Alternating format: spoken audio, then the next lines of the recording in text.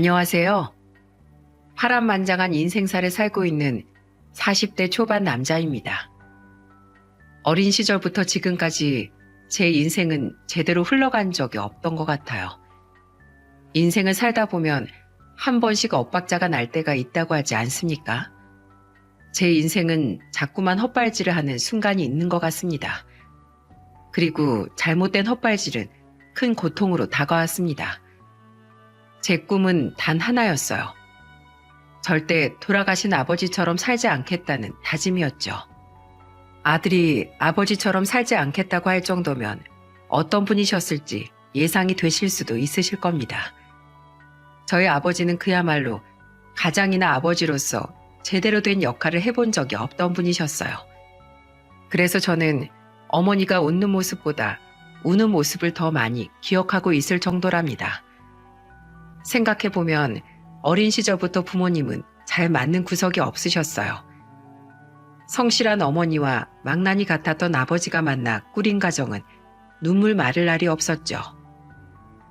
심지어 아버지는 그 시절에 아파트도 있으셨어요. 할아버지가 장남인 아버지한테 결혼하면서 아파트를 해주신 겁니다.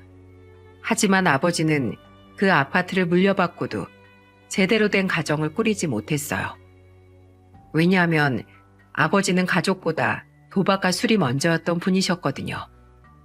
여러분 화투 쳐보셨나요? 명절에 가족들과 가볍게 하는 게 아니라 정말 돈을 걸고 하는 도박이었어요. 저희 사남매는 어머니가 혼자서 생계를 책임지면서 클 수밖에 없었습니다. 하지만 아버지의 도박 중독이 심해질수록 어머니는 눈물 마를 날이 없으셨어요. 한 번은 어머니가 숨겨둔 생활비를 들고 도박을 하고 온 아버지를 원망하며 말하셨습니다. 이 인간아, 자식들 다 배 굶길 거야? 대체 언제까지 이렇게 살려고 그러는 거야? 손댈 게 없어서 생활비에 손을 대? 내가 그 돈 다 잃을 줄 알았겠어? 나도 돈 벌어보려고 한 거야. 이게 나 혼자 잘 살자고 하는 거야? 우리 가족 다 같이 잘 살려고 핫투 치는 거잖아. 식구들 먹여 살릴 거면 일을 해야지. 무슨 도박이야. 당신 미쳤어? 완전히 정신 나갔다고. 제발 그만 좀 해. 제발 애들 생각 좀 하라고. 아버지는 화를 내면서 집안을 뒤지기 시작했어요. 그리고 어머니는 그런 아버지를 말리느라 울면서 애원했어요. 하지만 아버지는 울면서 매달리는 어머니의 손길을 뿌리치고 기어코 비상금을 챙겨서 도박을 하러 가신 겁니다. 거실에 주저앉은 어머니는 바닥을 치면서 우셨어요. 초등학생이었던 저는 어머니가 오열하는 모습이 무서웠어요. 어린아이 눈에 부모가 땅을 치며 우는 모습이 얼마나 무서웠겠습니까? 하늘처럼 높아 보여야 할 부모가 제 눈에는 매일같이 울고 싸우기만 하는 부모로밖에 안 보였어요. 그 순간 집에서 어머니를 위로해 줄 수 있는 사람은 저뿐이었습니다. 저는 엄마를 안아드리면서 말했어요. 엄마, 괜찮아요? 울지 마세요. 상효야, 엄마가 미안해. 우리 상효도 아직 어린데 엄마가 자꾸 이런 모습만 보여서 미안해. 아니에요. 엄마, 제가 밥 조금만 먹을게요. 동생들도 잘 보고 밥도 동생들 더 많이 줄게요. 아니야, 우리 아들 그런 생각하지 마. 엄마가 미안해. 우리 상효, 엄마가 미안해. 아니에요, 엄마. 울지 마세요. 장남이었던 저는 엄마가 울면 옆에서 엄마를 안아주면서 밥을 안 먹겠다는 말까지 했어요. 그만큼 어머니가 아버지와 돈으로 싸우고 있다는 걸 느끼고 있었던 겁니다. 제가 저런 말을 하니까 어머니는 놀라셨던 것 같았어요. 그날 저녁 어머니는 계란말이를 해주면서 저를 보고 말했습니다. 상효야, 엄마가 상효 앞에서 힘든 모습 보여서 미안해. 엄마 괜찮으니까 걱정 마. 아직 너 어리잖아. 넌 초등학생답게 커야지. 저 학교에서 달리기도 1등하고 밥도 1등으로 먹어요. 그래서 엄마 지켜줄 수 있어요. 어머니는 저한테 늘 아이답게 크라고 말하셨어요. 그때 어머니는 자식이 어린 나이에 맞게 자라길 바라셨던 겁니다. 하지만 어머니의 바람은 쉽게 이루어지지 않았어요. 어느 날 아파트에 살고 있던 저희는 갑자기 이사까지 가게 됐어요. 어린 나이였던 저희 사남매는 그저 이사 간다는 사실에 들떠 있었습니다. 그래서 아무 생각 없이 어머니를 보면서 둘째 남동생이 이렇게 말했어요. 와, 엄마, 우리 이사 가요? 어디로 가요? 더 높은 집으로 가요? 더 높은 곳은 아니야. 지금 사는 집보다 좁긴 한데 엄마랑 더 잘 붙어 있을 수 있는 집이야. 와, 그럼 잠잘 때도 엄마랑 같이 잘 수 있어요? 상원이는 엄마랑 자고 싶었어? 네, 난 엄마가 제일 좋아요. 정말 아무것도 몰랐던 저희는 아파트에서 빌라로 이사 가는 것도 모른 채 좋아했어요. 하지만 빌라로 이사 갈 때까지만 해도 괜찮았어요. 저희들 눈에는 아파트나 빌라나 다름없어 보였거든요. 하지만 이사를 다 하고 빌라에서 잠을 자던 어느 날 밤이었어요. 밤에 물을 마시러 나왔다가 어머니와 아버지가 방에서 하는 말을 듣게 된 겁니다. 어머니는 아버지를 원망하는 목소리로 말하셨어요. 이 인간아, 기어코 아파트 팔고 빌라까지 오니까 속이 시원해? 내가 집이랑 생활비는 건들지 말라고 몇 번을 말해. 가족들 다 사지로 몰아야 편하냐고. 내가 이렇게 될 줄 알았겠어? 나도 우리 식구들 다 같이 잘 살자고 이러는 거야. 돈 벌다 보면 이런 날도 있고 저런 날도 있는 거지. 기다려봐. 내가 여기서 더 좋은 집으로 꼭 가게 해줄 테니까. 차라리 나가서 일을 하면서 그런 말을 해. 도박으로 대체 무슨 돈을 벌겠다는 거야? 대체 언제까지 이렇게 살 건데? 요즘 손맛이 좋아서 조금만 기다리면 금방이라니까. 딱 기다려. 내가 당신이랑 애들 제대로 호강시켜 줄게. 아버님이 주신 아파트도 다 날려먹고 우리 빌라까지 왔어. 가만히 숨만 쉬고 살아도 여기까진 안 왔다고, 이 인간아. 대체 어디까지 이뤄야 정신 차릴 건데. 내가 애들 보랴 식당 나가랴 얼마나 힘든지 알기나 해? 그러니까 당신 힘들지 않게 해준다고. 아버지는 답답해하는 어머니를 보고도 계속 걱정 말라는 말만 했어요. 그런 아버지를 보면서 어머니는 한숨만 쉬셨어요. 문 너머로 들리는 두 분의 대화는 한숨 소리가 가득한 대화였습니다.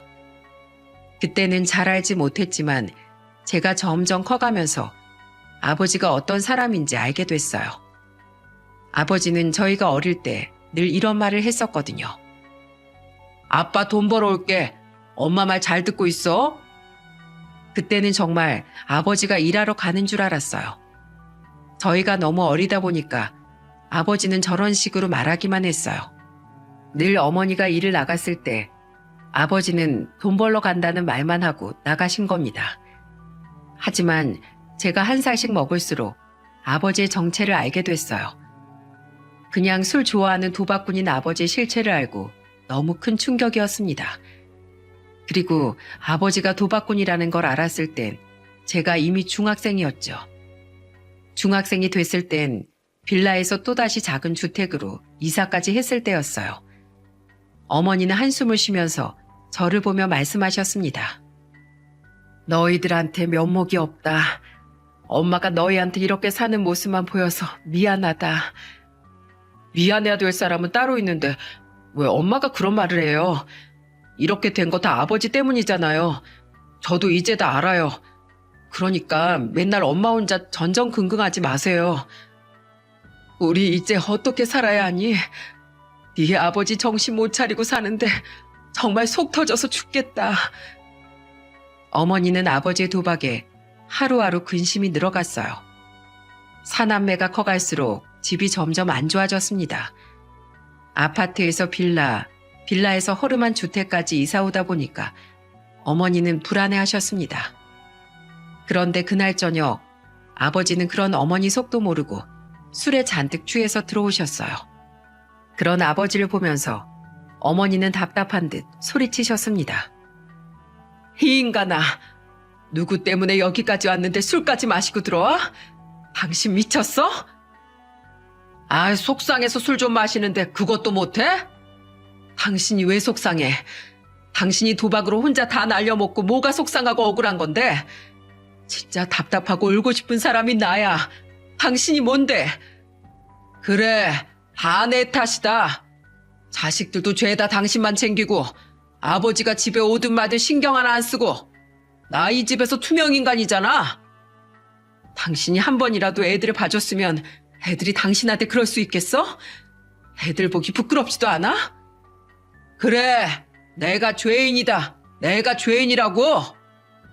아버지는 집까지 날려먹고 당당하셨어요. 어머니는 그런 아버지만 보면 한숨만 쉬셨어요. 제가 중학생이 됐을 때도 아버지는 도박을 끊지 못하셨어요. 도박은 손을 잘라야 끊을 수 있다는 말도 있지 않습니까? 이미 그 정도 되니까 도박과 아버지는 때려야 뗄 수 없는 사이가 된 겁니다. 어머니는 그런 아버지를 대신해서 돈이 되는 아르바이트는 모조리 하면서 다니셨어요. 그래서 집에 오면 어머니는 늘 앓는 소리를 내셨답니다. 막내 여동생은 힘들어하는 어머니 옆에 붙어서 어깨를 주물러 주기도 했어요. 엄마, 시원해? 이제 어깨 안 아파? 그래, 우리 막내딸 손이 약손이네. 엄마 어깨가 싹 다 나았어. 진짜? 그럼 엄마 이제 어깨 다 나았어? 엄마 이제 괜찮아. 고마워 우리 딸. 하루 종일 힘들게 일하고 온 어머니는 사남매와 있는 걸 굉장히 좋아하셨어요. 그런데 그때 집에 온 아버지가 막내 여동생을 보며 말했습니다. 넌 아버지가 왔는데 인사도 안 해? 네 아버지도 일하다 온 거잖아. 다녀오셨어요? 이놈의 집구석은 아버지 알길 개똥으로 안 해. 그러니까 내가 집에 오기 싫은 거야. 에이, 밥이나 내놔. 어머니는 아버지의 호통에 막내 동생을 데리고 방으로 가셨어요. 아버지가 술만 마시면 폭언을 하는 탓에 어머니는 아버지가 혹시나 손찌검이라도 할까 싶어서 그랬던 겁니다. 제 눈에 아버지는 무능력하고 목소리만 큰 사람이었어요. 그래서 머리가 커갈수록 아버지한테 대들기도 많이 했죠. 그날도 아버지를 보면서 소리치며 말했던 기억이 납니다. 아버지만 오면 왜 다들 말도 안 하는지 알아요? 매번 이런 식이잖아요. 아버지야말로 가족들 어떻게 사는지 관심도 없고 오로지 술이랑 화투밖에 없죠? 뭐야? 네가 지금 나한테 한번 해보자는 거야? 엄마가 아버지 때문에 얼마나 고생하는지 알면 아버지가 이러면 안 되는 거잖아요. 엄마는 어떻게든 살아보겠다고 매일같이 일하는데 아버지 뭐 하는 건데요? 이게 진짜 어디서 대들어? 너무 화가 나서 아버지와 말다툼을 하던 중에 아버지는 제 뺨을 치려고 하자 어머니는 방에서 나오다가 그런 아버지를 막으면서 소리쳤습니다. 어딜 손대려고 그래? 당신 미쳤어? 그럴 거면 나가. 괜히 애들한테 화풀이하지 말고 나가라고. 에이, 더러운 집구석. 나간다, 나가. 아버지는 결국 또 집을 나가셨어요. 가족들이 이사를 다닐수록 아버지 도박 중독은 심해졌어요. 특히 빌라에서 주택으로 이사 갔을 땐 어머니가 아무리 벌어도 생활비가 부족할 정도였죠. 그런데 더 이상 바닥이 없다고 생각했던 그때 저희 집은 또 한 번 발칵 뒤집혔어요. 허름한 빌라에 빨간 딱지까지 붙여진 겁니다. 어머니는 그걸 보고 망연자실할 수밖에 없었어요. 잘 살아보려고 어머니는 발버둥 치는데 아버지는 계속 사고만 쳤거든요. 결국 저희는 허름한 빌라마저 내놓고 사글세로 더 작은 집으로 또 한 번 이사하게 된 겁니다. 제가 고등학생이 될 때까지 집은 계속해서 작아졌어요. 사글세로 집을 또 옮겼을 땐 어머니가 아무도 없는 캄캄한 주방에서 혼자 술을 마셨어요. 그리고 한탄하면서 저를 보며 말하셨습니다. 상효야, 이제 엄마는 어떻게 살아야 할지 모르겠다. 다 막막해. 너네 어릴 때부터 지금까지 단 하루도 편히 쉰 적이 없는데 지금 우리 처지가 이렇다는 게 믿기지가 않아. 엄마, 할 만큼 하셨어요. 전 엄마가 아버지랑 이혼한다고 해도 엄마 마음 다 이해해요. 그러니까 아버지를 포기하세요. 네 막내 동생들이 아직 저렇게 새파랗게 어린데 어떻게 갈라서니? 그래도 정신 차리겠지 하다 여기까지 왔는데 이젠 엄마도 지친다. 어머니가 지친다고 말하는 모습에서 삶의 고단함이 느껴질 정도였어요. 그러던 어느 날이었습니다. 식당에서 일하시던 어머니가 주방에서 일하시다 얼굴에 화상을 입으신 거예요. 저는 급하게 병원으로 달려갔어요. 그곳에서 고통스러운 어머니의 비명소리까지 듣게 됐습니다. 아! 살려주세요! 아! 응급치료를 하고 치료를 받던 어머니는 고통스러워서 비명까지 질렀어요. 그걸 본 저는 너무나도 괴로웠어요. 그저 성실하게 일만 하던 어머니가 왜 이런 고통까지 받아야 하나 답답했어요. 그리고 어머니의 갑작스런 화상사고는 아버지한테도 큰 충격이었던 겁니다. 그날 이후 아버지는 어머니를 대신해서 일용직으로 일을 시작했어요. 어머니가 병원 치료 받기 위해서 돈이 필요했거든요. 그래서 정말 어머니가 퇴원하는 날까지 일만 하던 아버지를 보면서 아버지가 드디어 정신을 차렸구나 생각했어요. 그리고 어머니가 퇴원하던 날 아버지는 무릎을 꿇고 말씀하셨습니다. 여보, 내가 미안해. 내가 정말 죽을 죄를 지었어. 나 이제 정말 정신 차리고 살게. 그래 인간아, 제발 잘 좀 살자 제발. 사남매 키워야지.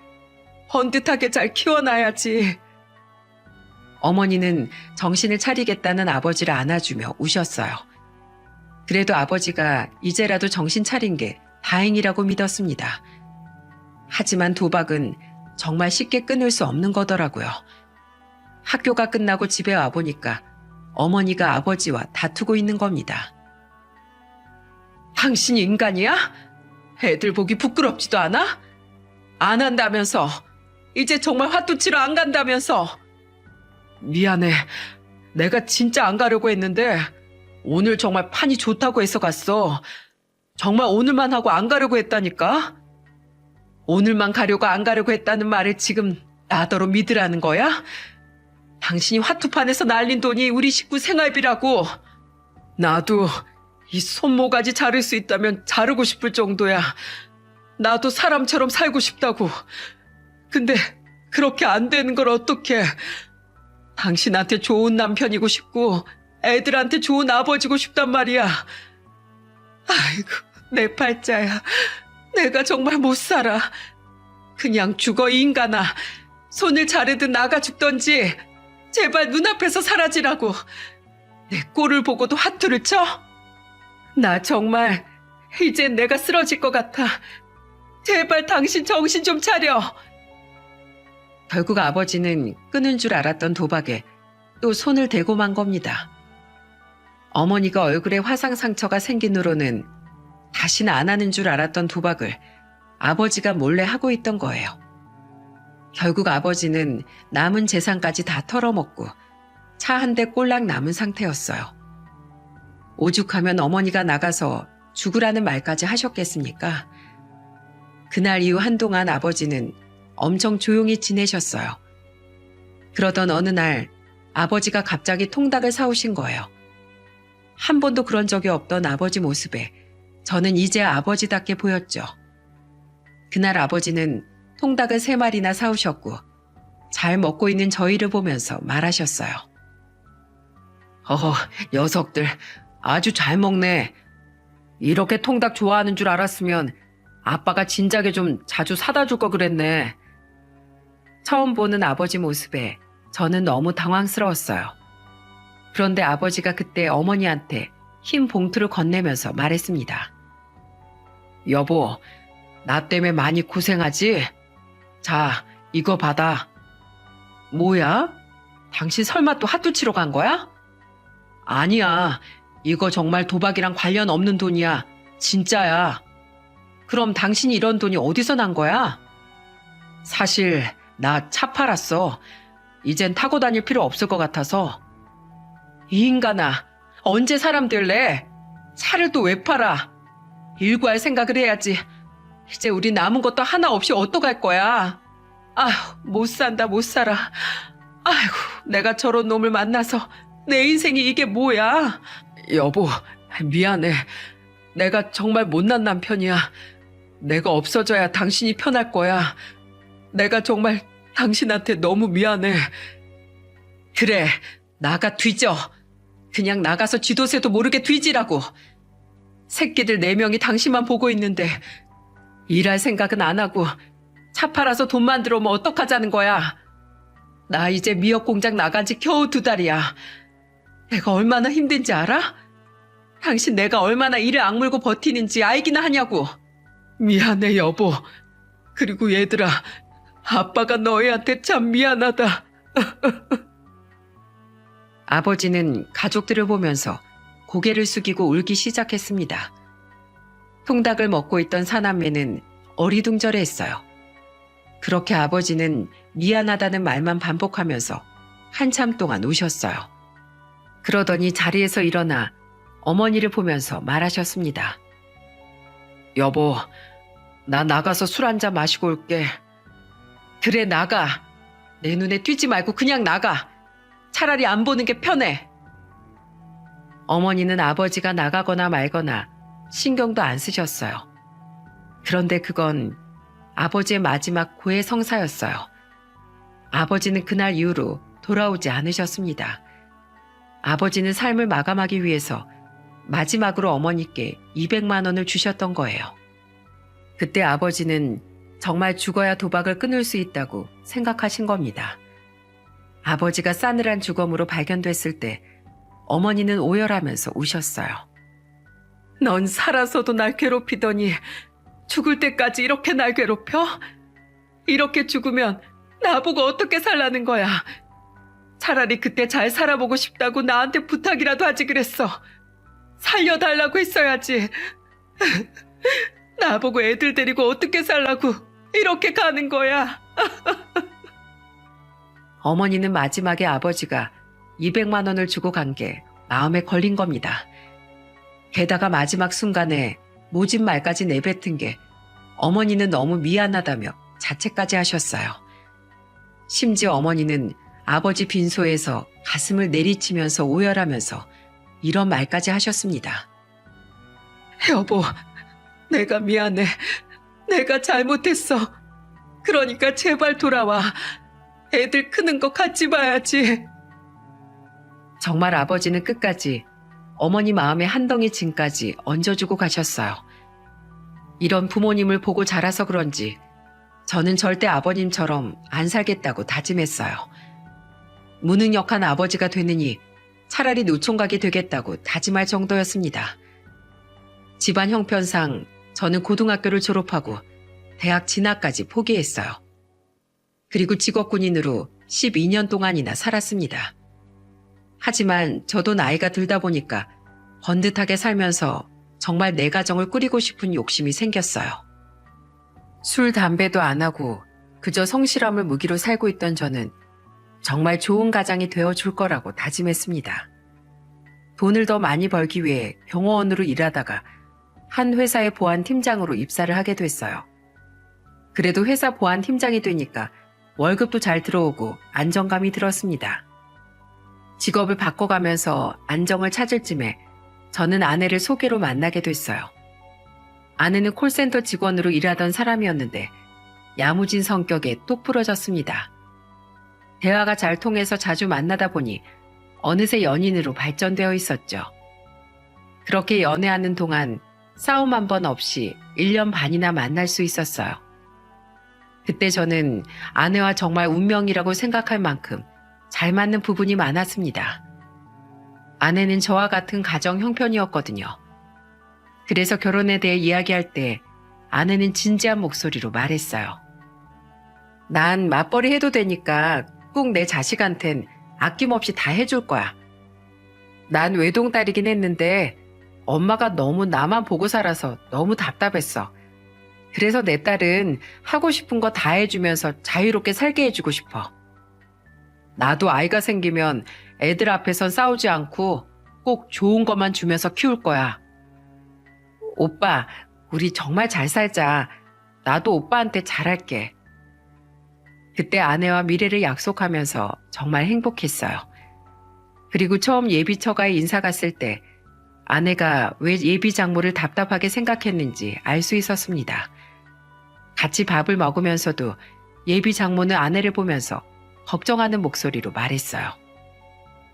너 영양제는 챙겨 먹고 있는 거지? 엄마가 먹으라고 준 건 다 먹어야 돼. 알겠어. 걱정하지 마. 내가 알아서 잘할게. 네가 뭘 알아서 해. 맨날 이 엄마가 다 해줘서 하는 것도 없으면서. 엄마가 알아서 해주는 게 문제라니까. 걱정 마. 나도 이제 내 가정 꾸리고 잘 살 거야. 우리 오빠 봐. 엄청 듬직하지? 예비 장모는 해맑은 아내를 보면서 한숨을 푹 쉬셨어요. 그러면서 저를 보더니 걱정스러운 목소리로 말씀하셨습니다. 우리 사라가 좀 철이 없는데 잘 부탁할게요. 아닙니다. 사라가 어머님 눈엔 그렇게 보여도 오히려 저를 더 챙겨주고 있어요. 그래서 저도 많이 의지하고 있어요. 그렇다면 다행이네요. 우리 사라가 그렇게 누굴 먼저 챙기고 아껴주는 모습은 처음 보는데 둘이 잘 살아봐요. 네, 걱정 마십시오. 그때 예비 장모의 걱정 가득한 모습이 저는 그저 딸을 시집 보내는 엄마의 걱정인 줄로만 알았어요. 그리고 제가 의심의 여지가 없었던 건 아내가 저희 집에 인사 갔을 때도 정말 살갑게 잘했기 때문이에요. 어머니가 얼굴에 화상 흉터가 있으셔서 미역 공장과 집만 다닐 정도로 사람 얼굴을 제대로 못 보셨거든요. 그래서 그날 제가 예비 며느리와 인사 간다고 했을 때도 걱정이 많으셨어요. 사남매 중에 제가 제일 마지막으로 결혼하는 건데도 어머니는 적응이 안 된다고 하셨죠. 그때 저는 어머니를 보며 말했습니다. 엄마, 화상 흉터 부끄러운 거 아니에요. 저는 어머니가 얼마나 치열하게 살았는지 보여주는 징표라고 생각해요. 그러니까 너무 감추려고 하지 마세요. 상효야, 엄마가 못나서 미안하다. 우리 상효처럼 좋은 마음으로 살아야 하는데 내가 부끄럽네. 아니에요. 전 어머니가 최선을 다하셨다는 거 알아요. 그러니까 너무 상심하지 마세요. 그리고 제 여자친구 그런 사람 아니에요. 좋은 여자 만났겠지. 우리 상효처럼 좋은 사람일 거야. 어머니는 한껏 걱정하던 마음을 조금은 내려두셨어요. 그리고 정말 아내가 인사 왔을 때 아내는 제 예상처럼 정말 어머니께 예의를 다 갖춰서 인사를 드렸습니다. 그때 어머니가 주방에서 음식을 식탁으로 옮길 때도 아내는 벌떡 일어나 같이 접시를 들며 말했습니다. 어머님, 제가 같이 할게요. 아이고, 가만히 있지 뭘 또 움직여요. 팔도 얇아서 힘들어 보이는데. 저 이래봬도 엄청 튼튼해요. 끄떡 없어요. 아내가 어머니께 살갑게 먼저 말을 걸고 같이 있는 걸 보니까 저도 흐뭇했어요. 그러면서 아내가 어머니께 진지한 목소리로 말했습니다.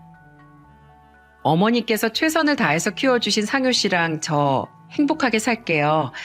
그러니까 어머님 너무 걱정 마세요. 제가 아직 서툴러 보이시겠지만 어머니께 자주 와서 배울게요. 요즘 젊은 사람들이 나보다 더 잘할 텐데 뭘. 난 그저 둘이 잘 사는 모습만 보면 되니까 신경 쓰지 마요. 저 이제 이 집 며느리면 여기 딸이나 마찬가지잖아요. 그러니까 딸처럼 다 알려주시면 제가 다 해볼게요. 어머니는 애교스럽게 말하는 아내가 귀여워 보이셨는지 크게 웃으셨어요. 그때 아내와 같이 웃는 어머니를 보면서 평생 이렇게 웃을 일만 생기길 바랬습니다. 그리고 저는 아내와 결혼해서 행복한 가정을 꾸렸어요. 같이 가정을 꾸리고 저는 이제 행복한 일만 가득할 거라고 생각했어요. 그런데 결혼 후 아내는 조금씩 달라진 모습을 보였습니다. 제가 퇴근하고 집에 오면 아내는 가끔씩 야근한다면서 늦게 들어오곤 했어요. 그래서 저는 한 번은 너무 궁금해서 야근으로 늦는다고 말하는 아내한테 물었습니다. 오늘도 야근이라고? 근데 당신 콜센터에서 일하는데 대체 무슨 일로 야근하는 거야? 뭐? 콜센터도 할 일 많아. 당신 지금 나 콜센터 다닌다고 무시하는 거야? 아, 무시하는 게 아니라 궁금해서 물어보는 거잖아. 당신이 뭐 말하면 알아? 내가 하는 일 당신이 다 아냐고. 전화만 받아준다고 일 끝나는 거 아니거든? 나 일해야 되니까 끊을게. 진짜 당신한테 실망했어. 제가 못 물어볼 걸 물어본 겁니까? 저는 아내가 이렇게까지 화내는 이유가 뭘까 의아했어요. 그래도 그때는 아내가 듣기에 기분 나쁠 수도 있겠다 싶었죠. 그래서 그날 저녁 아내가 집에 왔을 때 저는 아내한테 먼저 말을 걸면서 말했습니다. 여보, 아까는 내가 미안해. 난 잘 모르니까 물어본 거야. 사과하면 끝이야? 어쩜 그렇게 말이 가벼워? 요새 계속 야근이라고 하니까 난 궁금해서 그런 거야. 앞으로는 말 좀 조심해. 부부 사이의 말 한마디가 진짜 중요한 거야. 아내가 유독 예민해졌다 싶었어요. 그래도 좋은 게 좋은 거다 싶은 마음으로 사과했었죠. 그리고 며칠 뒤 아내는 깜짝 놀랄 사실을 털어놨습니다. 여보, 나 임신이래. 정말? 이게 진짜야? 요새 자꾸 속도 안 좋고 피곤하길래 병원 가보니까 임신이래. 우리 이제 엄마 아빠 되는 거야. 너무 고마워. 이제 나 좋은 아빠 될 수 있게 더 노력할게. 우리 진짜 잘 살아보자. 결혼 당시와 달리 아이가 생겼을 때 저는 더 벅찬 감정이 들었어요. 이제 정말 엄마 아빠가 됐다는 생각에 책임감까지 생겼습니다. 그리고 아내는 임신 초기에 몸도 약한 편이라 다니던 콜센터를 그만뒀어요. 그때 아내가 몸조리 잘할 수 있게 저는 카드도 주기도 했습니다. 그렇게 집에서 몸조리하던 아내는 건강한 아들을 출산했어요. 처음으로 아들을 품에 안아보던 순간을 잊을 수가 없습니다. 저는 아들을 품에 안고 울먹이면서 말했어요. 아빠가 정말 열심히 살게. 너한텐 세상에 좋은 것만 줄 거야. 아내는 그런 저를 보면서 눈물까지 글썽거리더라고요. 이제 정말 부모가 되는구나 싶은 마음에 가슴이 벅찼어요. 그 후 아내는 전업주부로 아이를 키우는데 전념했어요. 그런데 문제는 아이가 100일쯤 지나자 아내는 점차 집안일은 거들떠도 안 보는 겁니다. 어린 아기한테는 위생이 정말 중요한 거 아시죠? 그런데 제가 퇴근해서 와보니까 아기 젖병도 산더미처럼 쌓여 있었어요. 그래서 저는 아내를 보고 물었습니다. 아기 젖병이 왜 이렇게 쌓여져 있어? 당신 오늘 설거지 안 했어? 이거 언제 다 소독하려고 그래? 그냥 나가서 좀 사와. 그거 씻을 힘도 없어. 젖병이 지금 얼마나 많은데 또 사. 애기 잘 때 좀 씻어두면 쓸 수 있을 거 아니야. 당신이 애 키워봤어? 하루 종일 말도 안 통하는 애랑 있어 봤냐고. 나도 미칠 것 같으니까 제발 가만히 좀 둬. 산후 우울증인지 알 수 없게 아내는 너무나 예민해져 갔어요. 그래서 그런 아내조차 이해해보려고 노력했습니다. 저희 아들이 돌쯤 지났을 무렵 어머니가 반찬을 해다 주신 적이 있었어요. 아내가 무기력해져서 아무것도 안 한다는 걸 알고 직접 해오신 거예요. 저는 집까지 반찬을 가져다 주신 어머니를 보며 말했습니다. 이걸 다 만드신 거예요? 아유, 저 불렀으면 제가 모시러 갔을 텐데 그냥 오시면 어떡해요. 다음에 집에 오실 때 꼭 저 부르세요. 됐어. 너도 일한다고 바쁠 텐데 걱정 말어. 아니에요. 어머니 몸 생각도 하셔야죠. 언제 이렇게 다 만드신 거예요? 우리 며느리가 힘들어한다길래 그랬지. 애는 잘 크고 있지? 어머니는 아내가 힘들어한다는 소리에 반찬까지 챙겨다 주셨어요. 그런데 그때 아내가 아이를 재우고 나오다가 어머니가 가져오신 반찬을 보고 코를 막으면서 말하는 겁니다. 어머님, 이걸 지금 먹으라고 가져오신 거예요? 저 이런 거 안 먹어요. 장아찌에 멸치에다가 이런 거 싸고 양만 많은 거잖아요. 난 네가 집에서 혼자 밥도 잘 안 챙겨 먹는다길래 챙겨온 건데 그렇게 싫을 일이니? 네, 전 이런 거 싫어요. 아내의 아나무인 같은 태도에 저는 깜짝 놀랐어요. 그래서 저는 그런 아내를 말리면서 소리쳤습니다. 당신 지금 뭐 하는 거야? 여기까지 당신 생각해서 직접 해오신 건데 그렇게밖에 말 못해? 내가 뭐 해달라고 했어? 어머님이 그냥 해오신 건데 내가 무조건 좋다고 할 이유는 없잖아. 뭐? 당신이 배달 음식만 먹는다고 하니까 어머닌 당신 집밥 해주고 싶어서 만들어 오신 거잖아. 그럼 감사하다고 해도 모자랄 판에 그걸 지금 말이라고 해? 당신 그럴 거면 카드도 내놔. 맨날 배달만 시키고 애 이유식도 제대로 준비 안 하는 거 내가 모를 줄 알아? 내가 언제? 마트 가서 사는 거 다 우리 아들 해주려고 산 거야. 금액만 봐도 당신 이유식만 안 하는 거 딱 알겠다. 그렇게 돈 막 쓸 거면 카드 내놔. 1년째 당신 위해서 노력하고 있는데 왜 맨날 당신만 힘들다고 그러는 거야? 서로 배려하고 어느 정도 노력을 알아줘야지. 그러자 아내는 제 말에 한숨을 푹 내쉬었어요. 그러더니 눈물을 글썽이면서 말하는 겁니다. 내가 애 낳고 감정 조절이 잘 안 되는 것 같아. 미안해. 어머님 죄송해요. 제가 요즘 너무 힘들어서 그랬어요. 죄송합니다. 아내는 그렇게 말하더니 방으로 들어가 버렸어요. 어머니는 그때 저를 다그치듯 말했습니다. 넌 왜 화를 내고 그래? 그래도 네 아내인데 좋게 좋게 말해야지. 죄송해요. 이런 모습 보여드리고 싶지 않았는데 요즘 저 사람이 대체 마트에서 뭘 하는지 돈을 너무 많이 써서요. 대체 얼마나 쓴다고 그래? 애 있는 집에서 돈 많이 드는 거야. 당연하지. 한 번 갈 때마다 20만 원, 30만 원씩 쓰는 게 이해가 안 가요. 대체 뭘 그렇게 사는지 모르겠다니까요. 집에 와보면 먹을 게 있는 것도 아닌데 저도 답답해요. 뭐? 대체 뭘 한다고 마트에서 그렇게 사? 처가에 보낼 것도 같이 사는 거 아니냐? 그 정도면 두 집은 먹고 살겠네. 어머니의 말에 아내가 혹시 처가에 필요한 걸 같이 사나 싶었습니다. 하지만 이걸 물어볼 수도 없고 찜찜했어요. 그런데 언제부턴가 장모가 저희 신혼집에서 집안일을 해주고 있는 거예요. 심지어 집안에 있는 속옷 빨래까지 장모가 하는 걸 보고 저는 기겁했어요. 그래서 저는 난감한 목소리로 장모한테 말했습니다. 어머님, 아내가 힘들어하면 아이를 어린이집에 잠시 맡기는 게 좋겠어요. 언제까지 이럴 순 없잖아요. 아니야. 내가 편해서 하는 거니까 신경 쓰지 마. 저도 자꾸 이렇게 일하러 와주시는 게 불편해서 그래요.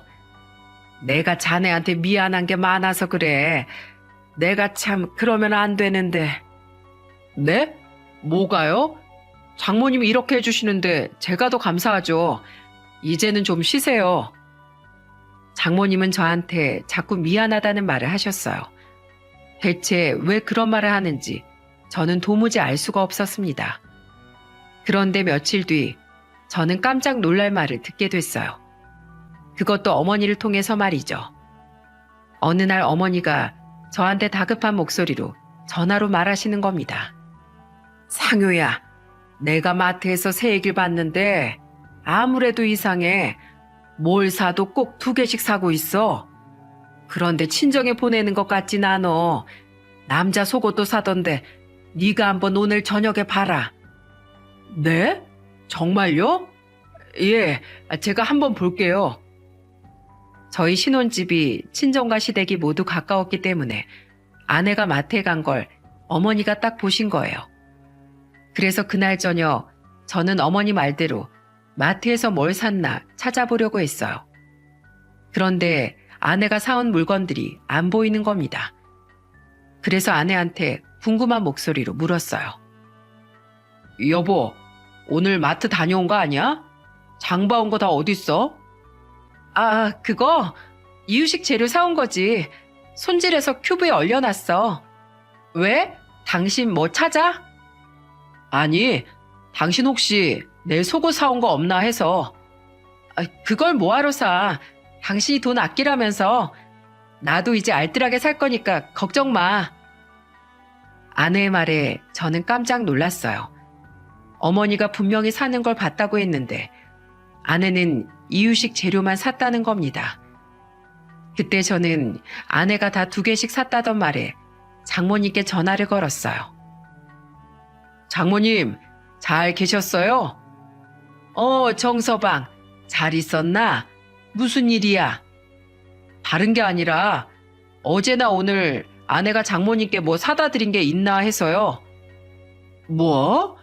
아니, 부탁한 게 없는데 사라가 뭘 사다 줘?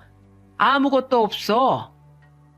장모의 말에 저는 의아했어요. 저희 어머니가 잘못 봤을 리가 없는데 이게 무슨 일인가 싶었죠. 결혼 생활 1년이 넘어가던 시점에 저는 아내한테 이상한 생각이 들었어요. 예전에 문득 어머니가 아들을 보면서 이런 말을 하셨던 적도 있었습니다. 네 아들은 너보다 며느리를 더 닮은 건가? 묘하게 너랑은 닮은 구석이 없는 것 같네. 저는 그때만 해도 더 커가면 점점 더 저를 닮아갈 거라고 믿었어요. 그런데 이상하게 아들은 저도 아내도 닮지 않은 겁니다. 그래서 저는 계속 이렇게 의심만 할 바에 제대로 확인해 보자는 생각이 들었어요. 그래서 유전자 검사와 흥신소에 의뢰해서 뒷조사를 해보기로 했어요. 의심만 하는 것보다 제대로 확인하는 편이 낫겠다고 판단한 겁니다. 그렇게 결과가 나오길 몇 주를 기다렸던 것 같아요. 아내는 그때도 어딘가 수상했어요. 한 번은 집에 와보니까 아내는 베란다에서 전화를 하고 있고 아들은 혼자서 놀고 있는 겁니다. 이제 돌진한 아이를 혼자 두는 엄마 본 적 있으십니까? 저는 아들이 연필 같은 걸 들고 다니길래 얼른 넘어지지 않게 잡았습니다. 그때 아내가 저를 보고 거실로 들어왔어요. 저는 아내한테 화를 내며 말했습니다. 애를 혼자 두고 있으면 어떡해? 다치기라도 하면 어쩌라고? 중요한 전화가 와서 그랬어. 대체 무슨 전화? 일도 안 하는 사람이 무슨 전화가 그렇게 중요해? 나도 일 시작하려고 그래. 신경 꺼. 아내는 제 말에 횡설수설하더니 전화기를 숨겼어요. 그런 아내 모습이 저는 더 수상했어요. 그런 아내를 보면서 제대로 확인해 보길 잘했다고 생각했죠. 그리고 며칠 뒤 결과가 나왔다는 소식에 저는 회사에 휴가를 내고 집에 있었습니다. 그때 아내가 잠시 외출해서 저는 어머니께 집에 와달라고 부탁했어요. 그리고 어머니는 집으로 잠시 와서 아들을 봐준다고 하셨죠. 그런데 그날 저는 정말 충격적인 사실을 받아들게 된 겁니다. 바로 아들이 제 아들이 아니었던 거예요. 큰 충격을 받은 저는 유전자 검사 결과와 흥신소에서 넘겨받은 아내의 추악한 거짓말을 알게 됐습니다. 바로 아내가 바람을 피고 있던 거예요. 그리고 그 상간남은 알고 보니까 아내가 신혼 초에 술집에서 만난 남자였어요. 참을 수 없는 분노에 모든 걸 들고 집으로 갔습니다. 그런데 아내가 저희 어머니께 화를 내고 있는 게 아니겠어요? 어머님, 복달아나니까 눈으로만 보세요. 제가 몇 번을 말해요. 그런 얼굴로 애를 보면 어떡해요. 좋은 것만 보여줘도 모자랄 판에 어머님 얼굴 보고 애가 삐뚤어지면 책임지실 거예요? 뭐야? 너 말이 너무 심한 거 아니냐? 자식들 막 키우기 싫어서 그런 거니까 이해하세요. 어머님 얼굴 어린애가 보면 정서에 안 좋아요. 개념 나간 아내 말에 저는 이성을 잃었어요. 문을 박차고 들어가 아내한테 소리쳤습니다. 야! 너처럼 막 사는 여자가 누구한테 그딴 소리를 하는 거야? 너 당장 내 집에서 나가! 여보, 지금 무슨 소리 하는 거야? 왜 그래 대체? 여보? 누가 네 여보야? 네 남편 술집에서 일하는 웨이터잖아. 누구 인생을 족치려고 이런 짓을 한 거야? 제 말에 어머니는 놀란 얼굴을 하셨어요. 그리고 아내는 사색이 된 얼굴로 저한테 말도 안 되는 변명을 했습니다. 여보, 그게 무슨 소리야? 누가 그런 말 했는지 모르겠는데 오해야. 나 술 입에도 못 대는 거 알잖아. 술을 입에도 못 댄다고? 이 사진을 보고도 그런 말 하나 보자. 아주 벽나발을 불고 사는데 그동안 나 속이느라 아주 많이 참으셨겠네. 그러면서 뭐 산후 우울증? 너 절대 용서 못해. 저는 흥신소에서 받은 사진과 유전자 검사 결과지를 아내한테 던졌습니다. 그러자 모든 게 발각됐다는 걸 안 아내는 울면서 애원했어요. 나 정말 술집 남자 아들로 애 키우고 싶지 않았어. 당신은 좋은 아빠 돼줄 거라고 했잖아. 그래서 그런 거야. 내가 그래도 엄마인데 술집 남자의 자식으로 어떻게 키워. 당신이 그냥 입양했다고 생각하고 우리 같이 잘 키워보자. 제발. 그러자 어머니는 자리에서 벌떡 일어나더니 아내 뺨을 치면서 소리쳤습니다. 이게 내 아들한테 뭐하는 짓이야. 너야말로 네 새끼 복 네가 다 걷어찬 거야. 알아? 어디서 술집 잡놈이랑 붙어먹는 게 굴러왔어? 야, 내 새끼한테 들러붙지 말고 나가. 내가 아주 사기람이 이골이 나는 사람이야. 너 같은 거 싹을 잘라야 돼. 저는 어머니 행동에 깜짝 놀랐어요. 그리고 정말 어머니는 아내와 아이를 쫓아버렸습니다. 살고 있는 집의 전세 자금이 제 돈이었기 때문에 아내는 나갈 수밖에 없던 거예요. 저는 어머니께 죄송하다는 말을 했어요. 그러자 어머니는 단호한 목소리로 말하셨습니다. 진짜 잘못한 놈이 따로 있는데 왜 네가 사과해? 내가 살아보니까 아닌 것 같을 때 싹을 자르고 살아야 하더라. 마음 단단하게 먹어. 마음 단단하게 먹으라는 어머니의 말에 저는 아내와 이혼 소송을 했어요. 그러자 장모까지 찾아와 울면서 애원하더라고요. 하지만 저는 한치의 흔들림도 없이 말했어요. 자식 잘못한 거 덮어주는 것도 죄예요. 무조건 아껴준다고 자식 위하는 거 아닙니다. 그러니까 자식 교육 제대로 시키고 평생 옆에 끼고 사세요. 정서방, 내 죄야. 그러니까 날 원망하고 내 딸은 한번 봐줄 수 없겠나? 이미 끝났어요. 다 자식 잘못 키운 죄라고 생각하고 사세요. 그렇게 저는 단호한 마음으로 이혼을 했어요. 그 과정에서 각종 위자료 소송과 정신적 피해 보상, 그리고 상간남까지 모조리 다 법의 심판대에 올렸습니다. 뭐든지 일한 만큼 돈 벌고 죄 지은 만큼 벌을 받아야 마땅하지 않겠습니까? 그런데 웃긴 건 전 아내는 일자리도 없고 돈도 없어서 모든 돈도 다 장모가 감당해야 했어요. 딸도 모자라서 애까지 있으니까 장모가 제대로 쉴 틈이 없을 정도였습니다. 하지만 저는 끝까지 위자료를 받아낼 거예요. 이혼 후 저한테 매달리는 전 아내를 보면서 인간이 정말 어디까지 뻔뻔할 수 있나 싶더라니까요. 그 후 저는 어머니를 모시고 살고 있습니다. 이제는 제 인생의 가장 소중한 어머니를 위해 살려고 합니다. 어떻게 보면 저를 구해준 사람은 어머니나 다름없다고 생각해요. 그리고 정말 제가 행복할 수 있는 길은 어머니의 행복이라는 걸 다시 느꼈습니다. 물론 제가 잘 살면 어머니가 더 좋아하시겠죠. 하지만 저는 결혼을 급하게 생각하지 않고 오히려 좀 멀리 두려고 해요.